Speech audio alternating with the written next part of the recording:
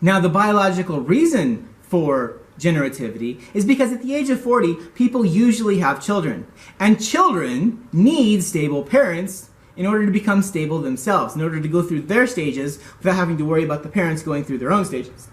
Parents with generativity are going to be more concerned about their children, whereas parents who are in stagnation are going to be more concerned about themselves, and their children, well, they've got their own worries to deal with. Our last stage, because Erikson's stage theory goes to the end of life, it doesn't stop at any point, we're always developing, is integrity versus despair. And this is when you get to be pretty old and you start to think, was it all worth it?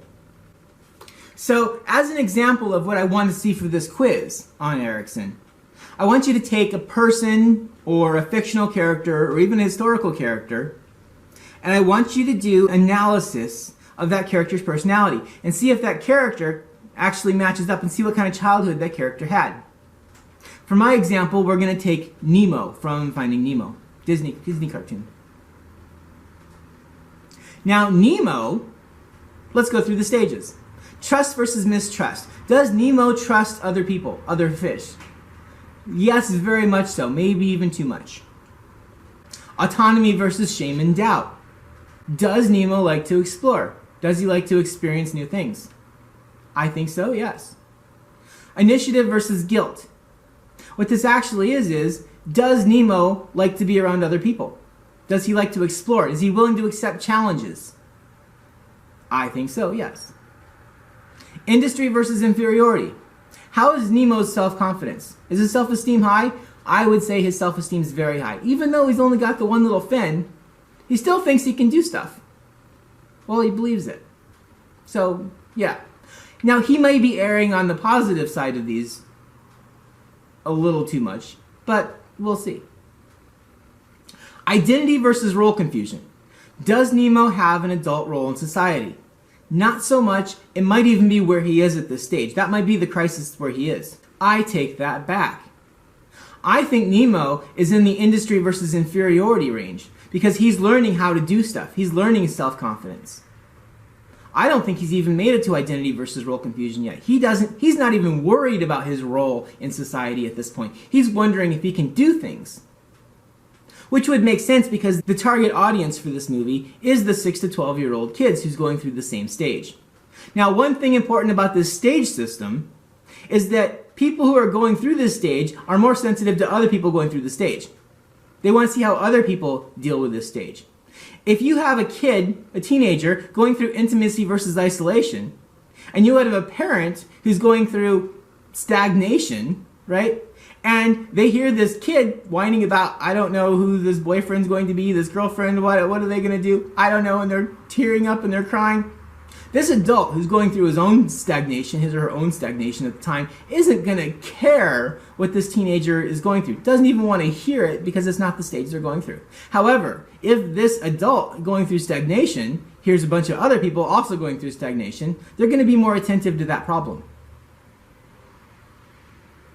However, if that adult is in the generativity stage, they're going to be more open to hearing what the teenager's going through because they're more open to other people if they're not focusing on themselves.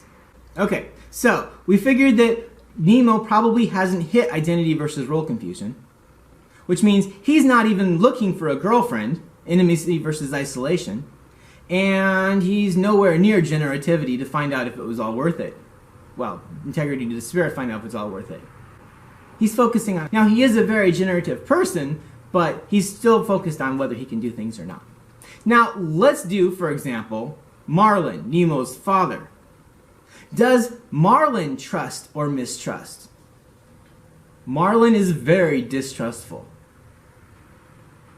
Does Marlin have a sense of independence? No, he just wants to stay right where he is, right in that anemone.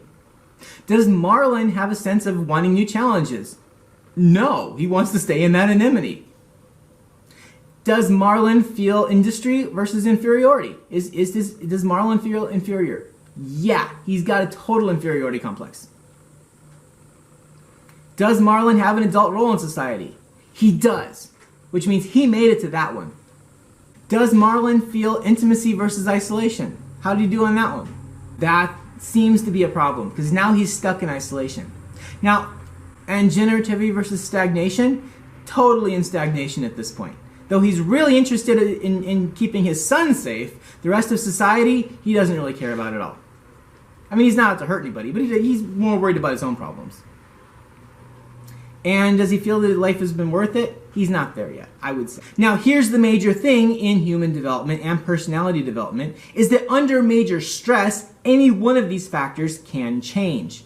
And I think that's what happened to Marlin. I mean, originally, at the very beginning of Nemo, yeah, he trusted people just fine. Yeah, he liked exploring just fine. Was he confident? Absolutely he was confident. Did he have an adult role? You betcha. Was he intimate? Oh yeah. He had a wife. Everything was great. Lots of little kids. And then that barracuda attacked and pretty much shifted his entire personality into the distrustful side. Shifted it all across the board. That's a way of how these things can happen. So keep in mind that while a personality is essentially long-term, because the idea of personality, what we're looking for is things that are stable over longer periods of time, enough stress can change pretty much any aspect of this personality. Now granted, the further back you have to go, the more stress it'll take to change it, but all personality, for the most part, can be changed. And we can learn, because we're always developing. Now for the quiz on Erikson, that's essentially what I want you to do. We're going to go into infant attachment and adult attachment very, very quickly here. And that's optional, because you're going to find it interesting based on these, what actually happens, but your grade isn't going to depend on doing anything except for Erikson.